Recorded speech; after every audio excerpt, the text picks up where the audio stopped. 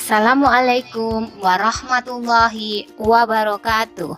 Halo sahabat Latsar CPNS 2021 PPSDM Regional Bandung. Kami dari Angkatan 35 Kelompok 2 Sub Kelompok 3 dengan anggota yang terdiri dari Wulan Mayasari, Vera Destarina, Hijra Nurmala, Joni Syahendra, analisis isu global terkait proxy war. Adapun tahapan penyelesaian isu yaitu isu proxy war, metode pentahelix, metode USG, metode fishbone, analisis SWOT, alternatif penyelesaian masalah. Isu proxy war. Apa itu isu proxy war? Proxy war merupakan sebuah konfrontasi antara dua kekuatan besar dengan menggunakan pemain pengganti untuk menghindari konfrontasi secara langsung dengan alasan mengurangi resiko konflik langsung yang berisiko kehancuran fatal. Proxy war tidak memiliki kekuatan militer, tetapi perang melalui berbagai aspek kehidupan berbangsa dan bernegara, baik melalui politik, ekonomi, sosial budaya, dan hukum.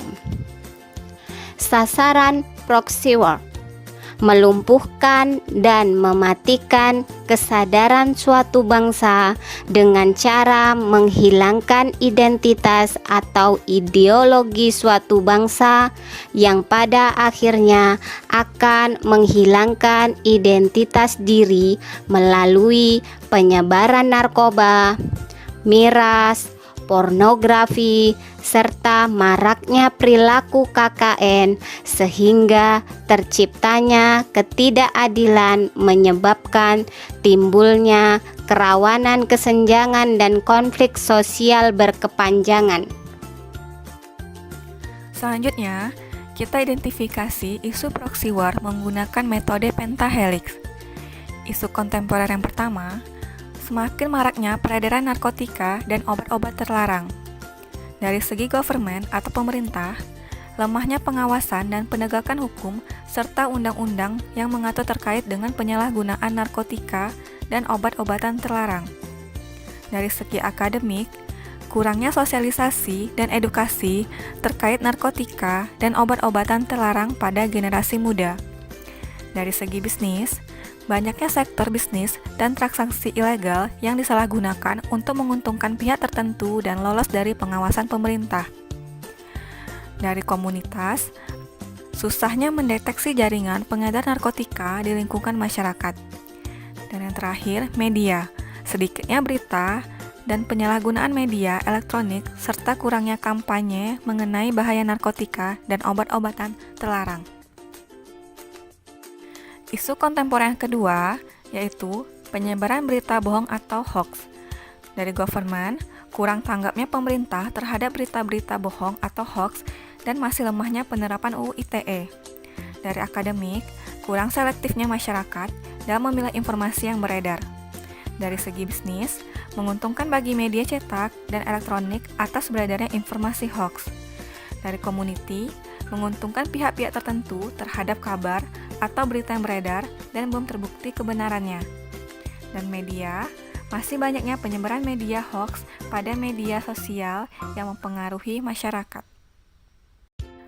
Untuk isu kontemporer yang ketiga, kami mengambil penyebaran produk luar dan produk ilegal yang menjatuhkan produk-produk dalam negeri. Dari government, lemahnya pengawasan dan penegakan hukum, serta undang-undang yang mengatur terkait dengan produk dalam negeri. Dari akademik, kurangnya pengetahuan masyarakat terhadap produk dalam negeri di berbagai sektor. Dari bisnis, menguntungkan pihak tertentu dan lolos dari pengawasan pemerintah. Dari komunitas, distributor produk dalam negeri kalah bersaing dengan distributor produk luar negeri. Dan dari media, mudahnya mendapatkan produk luar dan barang ilegal melalui iklan-iklan media sosial atau situs aplikasi belanja online. Baik, saya akan melanjutkan penjelasan mengenai analisis isu kontemporer dengan metode USG, yang mana U berarti urgensi, S berarti seriousness, G berarti growth. Baik, isu yang pertama, semakin maraknya peredaran narkotika dan obat-obat terlarang dengan peroleh nilai 5 untuk kategori urgensi, 4 untuk kategori seriousness, 4 untuk kategori growth dengan nilai total 13.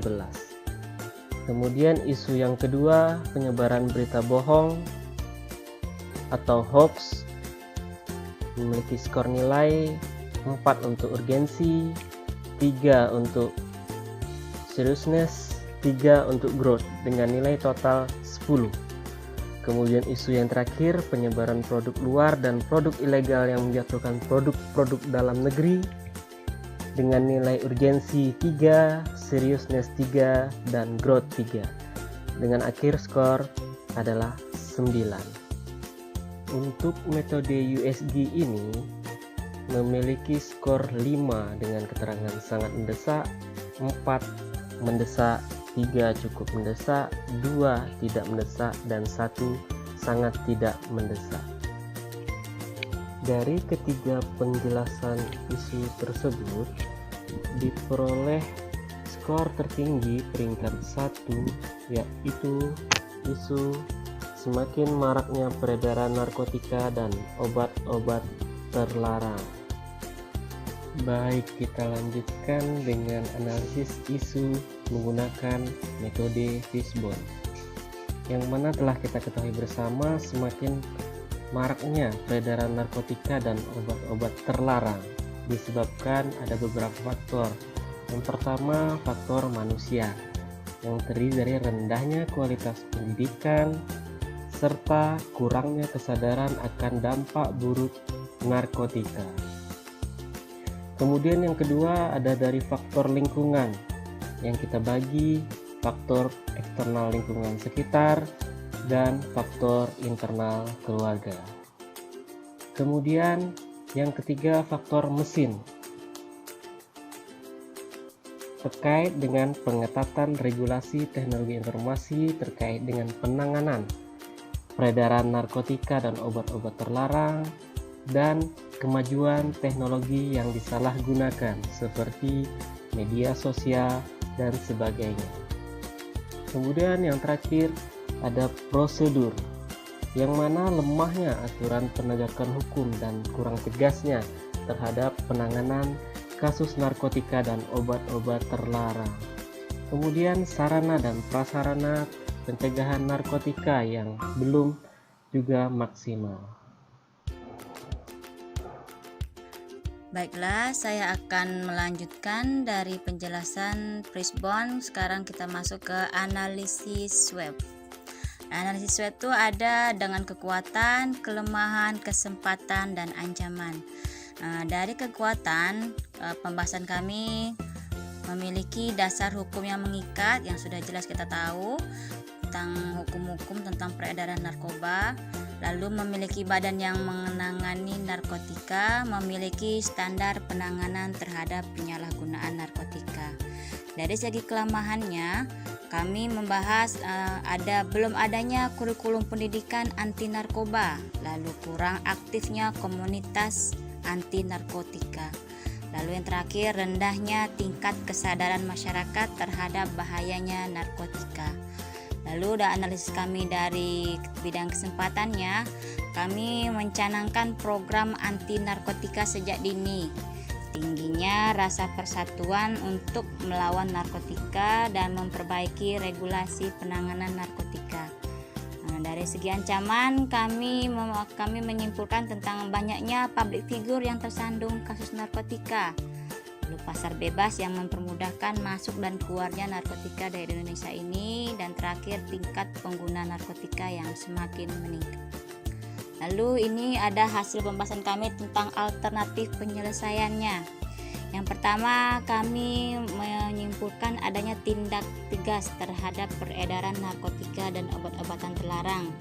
Dengan tahapan alternatifnya memberikan edukasi bahaya penyalahgunaan narkotika kepada masyarakat, lalu meningkatkan kerjasama dengan lintas sektor instansi, dan terakhir menguatkan komitmen BNN untuk memberantas narkotika sampai ke akar-akarnya. Lalu hasil yang diharapkan, kami mengharapkan generasi muda mengetahui bahayanya narkotika, memperbaiki regulasi pemberantasan narkotika, dan memperkuat komitmen dan penegakan hukum untuk memberantas narkotika bersama stakeholder. Pihak-pihak yang terlibat untuk tindakan tegas ini pemerintah termasuk BNN, Polri, TNI, Kominfo, Kemdikbud, Kemenkes, dan Bea Cukai. Lalu alternatif penyelesaian kedua, mempertegas peraturan dan dasar hukum penanganan narkotika dan obat-obatan terlarang. Dengan tahapannya, DPR membuat rancangan undang-undang terkait tentang penanganan narkotika dan obat-obatan terlarang. Lalu yang kedua, membangun dan mengembangkan literasi digital kepada masyarakat. Hasil yang diharapkan, program pencegahan gerakan anti narkotika, dan semakin tingginya tingkat kesadaran masyarakat tentang bahayanya narkoba itu. Pihak-pihak yang dilibatkan untuk peraturan ini mungkin pemerintah yang termasuk DPR, ormas, dan masyarakat sekitar. Demikianlah presentasi dari kelompok kami. Terima kasih sebelumnya dan saya akhiri dengan wassalamualaikum warahmatullahi wabarakatuh.